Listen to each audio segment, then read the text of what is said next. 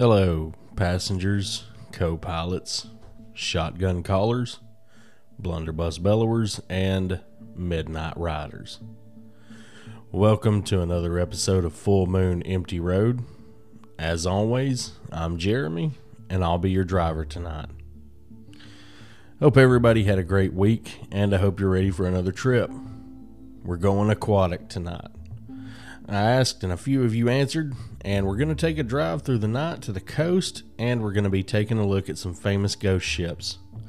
One of which holds a very, very dear place in my heart.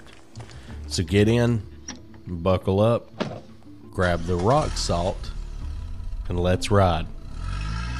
We have work to do. And while we're on the way there, I just wanted to take a minute to thank you for taking the time out of your day to listen to the episode. If you enjoy the episode, please give it a like to help out analytics, and feel free to leave a comment and let me know what you think of today's episode, and if you haven't already, subscribe to the channel. We'd love to have you along for any other ride in the future.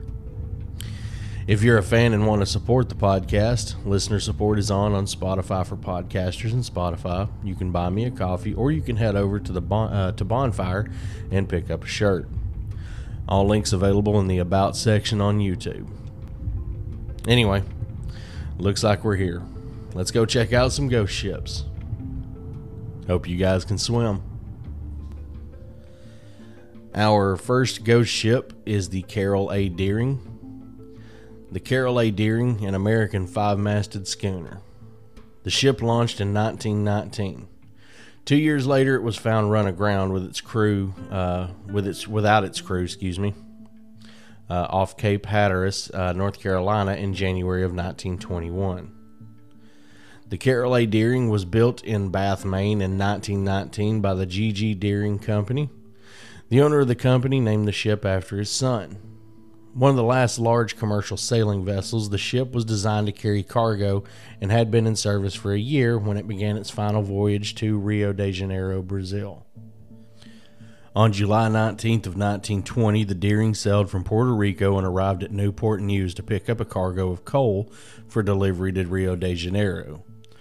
The ship was captained by William H. Merritt, a hero of World War I who had been cited for bravery under fire for saving his entire crew when his previous command, the Deering-built five-masted schooner Dorothy B. Barrett, was sunk by the German submarine U-117 off Cape May in New Jersey in 1918.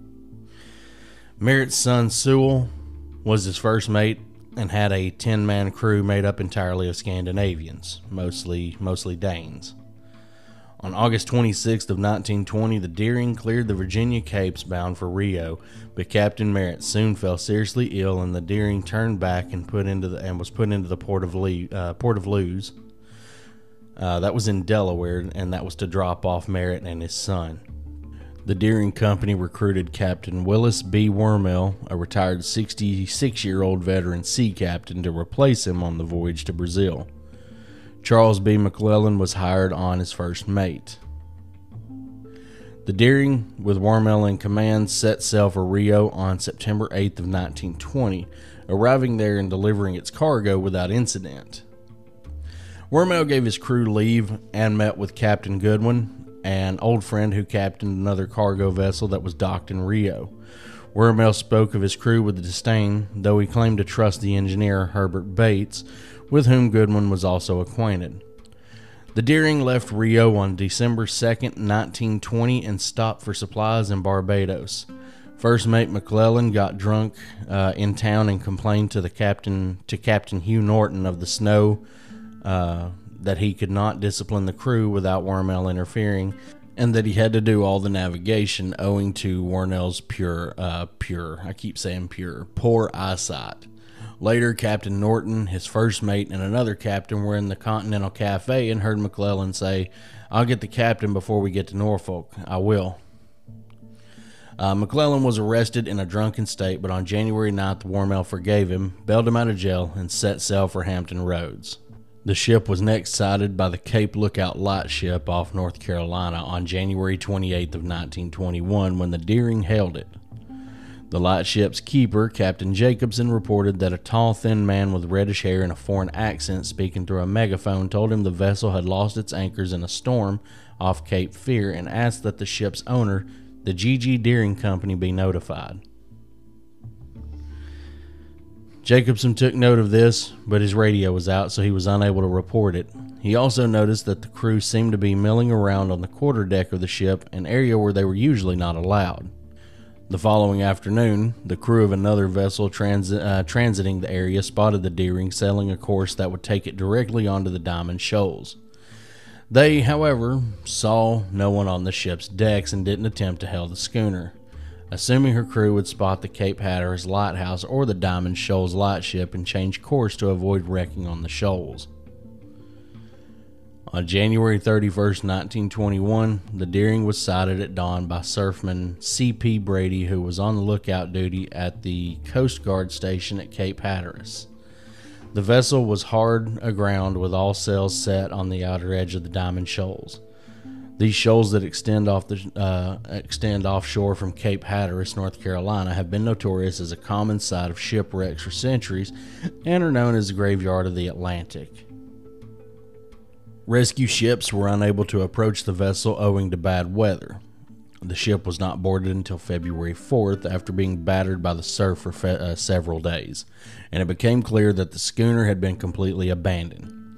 Her steering equipment was found to be damaged, with the wheel shattered, the binnacle box stove in, and the rudder disengaged from its stock.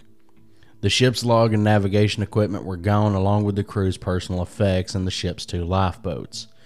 In the vessel's galley, it appeared that certain foodstuffs were being prepared for the next day's meal at the time of the abandonment. The Coast Guard cutter Manning attempted to salvage the Deering, but found this impossible. The vessel was declared a hazard to navigation and was destroyed using dynamite on March 4th to prevent it from becoming a danger to other vessels. The U.S. government launched an extensive investigation into the disappearance of the crew of the Deering. 5 departments of the government, Commerce, Treasury, Justice, Navy, and State, looked into the case. Herbert Hoover, then Secretary of Commerce, was intrigued by the fact that several other vessels of various nationalities, most notably the sulfur freighter Hewitt, had also disappeared in roughly the same area. Although most of these vessels were later revealed to have been sailing in the vicinity of a series of particularly powerful hurricanes, the Hewitt and Deering are proven to have been sailing away from the area of the storm at the time. Hoover's assistant, Lawrence Ritchie, was placed in charge of the investigation. Ritchie tried to chart what happened to the vessel between its last sighting at Cape Lookout and its running aground at Diamond Shoals by reading the logbooks of the Coast Guard lightships stationed in those areas. When an Italian inquiry into the disappearance of the vessel, Monte San Michele, confirmed that there had been strong hurricanes in the vicinity, mutiny was then accepted as the explanation for the Deering's incident. The investigation was closed in late 1922 without an official finding on the incident. Well, that's the story of the Carroll A. Deering. Let me know what you think. Next up brings us an interesting story about a ghost ship with a mummy on board. The name of this vessel was Sayo, but it's mostly just referred to as the Mummy Ghost Ship. The following comes from allthat'sinteresting.com. This Mummy Ghost Ship was spotted by fishermen on February 26, 2016, floating off the coast of the Philippines. It was described as being battered and beaten. It materialized out of the fog with a visibly broken mast. The fishermen boarded the yacht to investigate and found a German sailor named Manfred Fritz Bajorat. It's Bajorat or Bajorat. It's Bajorat. So I think it's Bajorat. They found German sailor Manfred Fritz Bajorat below deck. Sounds somehow somewhat normal so far, right? Well, the bizarre thing about the scene they encountered was the fact that Bajorat was dead. Not only dead, he'd been mummified. They identified Bajorat through the documents around his cabin. An autopsy was performed where he was found to have had a heart attack and died seated at his desk in the cabin. The ship had drifted out at sea for weeks, and the salty air from the ocean winds led to his body being preserved. He was 59 years old. Only a note was left behind, and it read as follows: 30 years we've been together on the same path. Then the power of the demons was stronger than the will to live. You're gone. May your soul find its peace. Your Manfred. The report from allthat'sinteresting.com dives more into Bayorat's story up to the time of his death. If you would like to read the full account of his life once he went out to sea, which was more than a decade spent on the waters, head over to their website. Just to kind of paraphrase what more or less happened to him. It sounds like he decided being a hermit on the water was the life for him after his wife's passing. And I believe that little note beforehand was who that was to. Just a little more paraphrasing. I believe it said it was in 2002 that his wife passed away. And he kind of, at that point, just decided he didn't want to set foot on land anymore. He didn't want to, he ended up on a boat and, just kind of went the route of sailor from there, and over time, I think it even said he didn't touch ground or solid ground at least for 10 years. Like he pretty much decided now that his wife is gone, which you can tell the heartache in the little note that he wrote that he had dealt with a lot. And I mean, if you're with someone for 30 years, if you're with someone for 10 years, and it's, who you were meant to be with, you definitely don't want to just let them go. So I get that. But yeah, he ended up just going out to sea for the remainder of his time up until the point of that heart attack on the Sayo. But that's the story of the mummy ghost ship Sayo, or Sayo, S-A-Y-O. Let me know what you think. And we're going to move on to the next one. Next up, Ghost Ship Jenny. Now, Ghost Ship Jenny is more legend than actual ship, so we're going to dive right into that. The Jenny was an alleged English schooner and the subject of an unproven legend. The story goes that the Jenny became frozen in an ice barrier off the Drake Passage in 1823, only to be rediscovered in 1840 by a whaling ship. The bodies aboard being preserved by the Antarctic cold, the original report had been deemed unsubstantial. The earliest known source of the story appears to be an article in Wiener Zeitung, published on February 19th of 1841. In the following weeks, the same text was printed in at least 7 other newspapers. On the occasion of the McClintock Arctic expedition, the story of the schooner Jenny was remembered again. For example, in an anonymous article in an 1862 edition of Globus, a popular German geographical magazine. The supposed account describes how the ship left its home port on the Isle of Wight in 1822. The ship was discovered frozen in ice in the Drake Passage by Captain Brighton of the whaler Hope in September of 1840. The log had been entered until January 17th of 1823. The last port of call had been Callao near Lima, Peru. Brighton took the logbook with him in order to return it to the ship owners. The Jenny is commemorated by the Jenny Buttress, a feature on King George Island near Melville Peak, named by the UK Arctic Place Names Committee in 1960. Australian poet Rosemary Dobson wrote about the story in her poem The Ship of Ice, published in her book The Ship of Ice, with other poems in 1948, which won the Sydney Morning Herald Award for Poetry that year. Dobson's poem places the discovery of the Jenny in 1860, adding 20 years to the period of entrapment. The poem speaks of her as a ship caught in a bottle, beclaimed in time and sealed with a cork of ice. According to Dobson, her source was the anonymous report The Drift of the Jenny, 1823 to 1840. And one of the things I wanted to do, I wanted to see if I could find the Rosemary Dobson poem to read here, but I don't think it's available unless I buy the book. And I'm not buying the book. I don't have extra money to throw away, just, But The Ship of Ice by Rosemary Dobson dives more into the story of the Jenny. Anyway, that is the story of the ghost ship Jenny. And as always, let me know what you think. Now, our final stop brings us to the SS Ourang Medan. And this particular vessel holds a place in my heart, and I'll tell you why after I tell you the Medan story. The Ourang Medan was a supposed ghost ship that was shipwrecked in modern-day Indonesia in the Straits of Malacca. The entire crew had died under mysterious circumstances in either 1940, 1947, or 1948, depending on which newspaper article you read. It is, however, considered an urban legend due to the fact that no record of the Ourang Medan ever existed. So, urban legend or cover-up?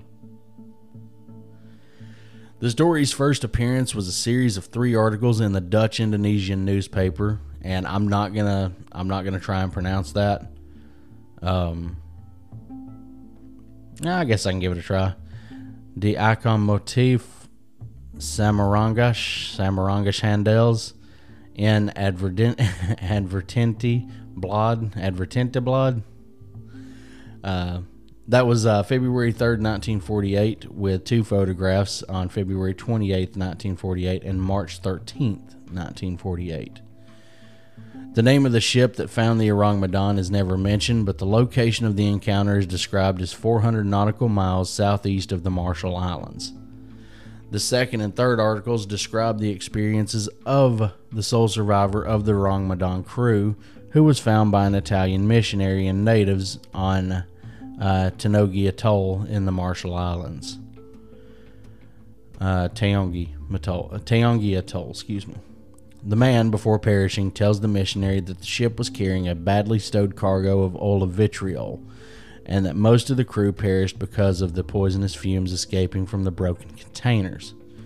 According to the story, the Ourang Medan was sailing from an unnamed small Chinese port to Costa Rica and deliberately avoided the authorities. The survivor, an unnamed German, died after telling his story to the missionary, who told the story to the author, Silvio Chiarelli of Trieste, Italy. The Dutch newspaper concludes with a disclaimer, and this is a quote. "This is the last part of our story about the mystery of the Ourang Medan. We must repeat that we don't have any other data on this mystery of the sea, nor can we answer the many unanswered questions in the story. It may seem obvious that the entire story is a fantasy, a thrilling romance of the sea.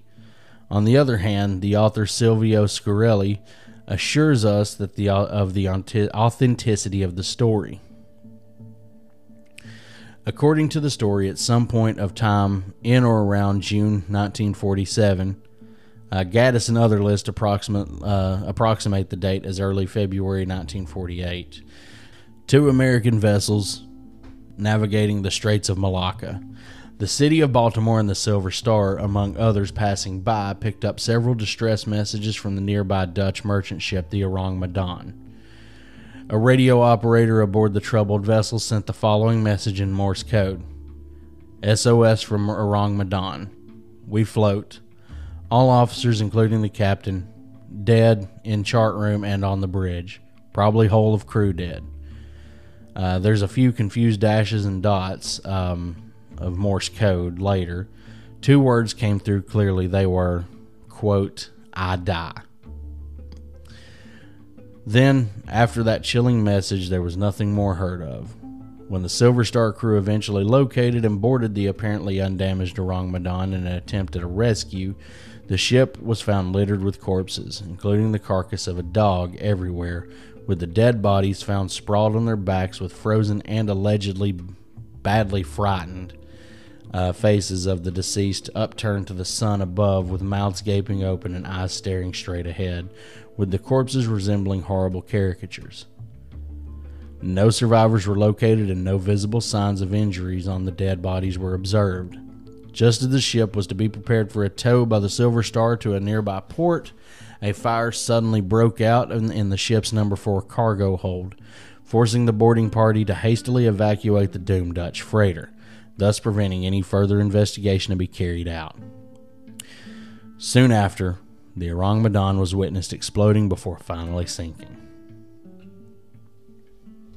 So, to wind down the story of the Ourang Medan and why it holds such a big place in my heart, a few years back, Supermassive Games released the first of an 8-game anthology series called The Dark Pictures.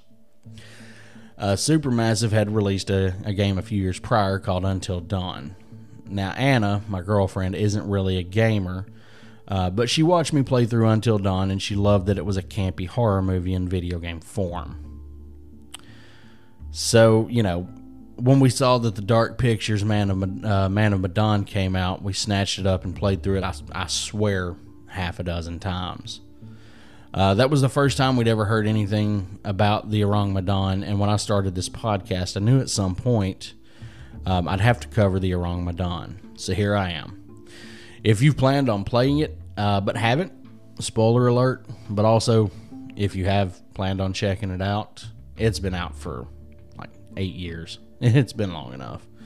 It's not actually been 8 years, it's been about 6. Either way, the basis of the game is a group of 20-somethings going out on a diving trip and getting boarded by French Polynesian pirates. Upon takeover, they find notes about Manchurian gold, which is on the Ourang Medan. The pirates, along with the main characters, head to the Ourang Medan, where all hell basically breaks loose. The main pirate, Olsen, has one of my favorite lines in the game. "Tell me more about this Manchurian gold." That's my horrible attempt at how he sounded. But his greed ultimately spells everyone's doom. So that's all for the Ourang Medan and for this episode. I want to thank all of you for taking this trip with me. Feel free to leave a comment and let me know what you thought on today's episode and which ghost ship was your favorite. If you'd like to suggest an episode, reach out to me at fullmoonemptyroad@gmail.com. You can follow me on social media, FMER Podcast. That's on Facebook and Instagram, Full Moon Empty RD on Twitter, and Full Moon Empty Road on TikTok. So you can reach out to me through the email, which again was fullmoonemptyroad@gmail.com, or you can reach out to me on either one of those social media platforms. Love hearing from my audience, and thanks again for everyone listening in today. Now, let's go home.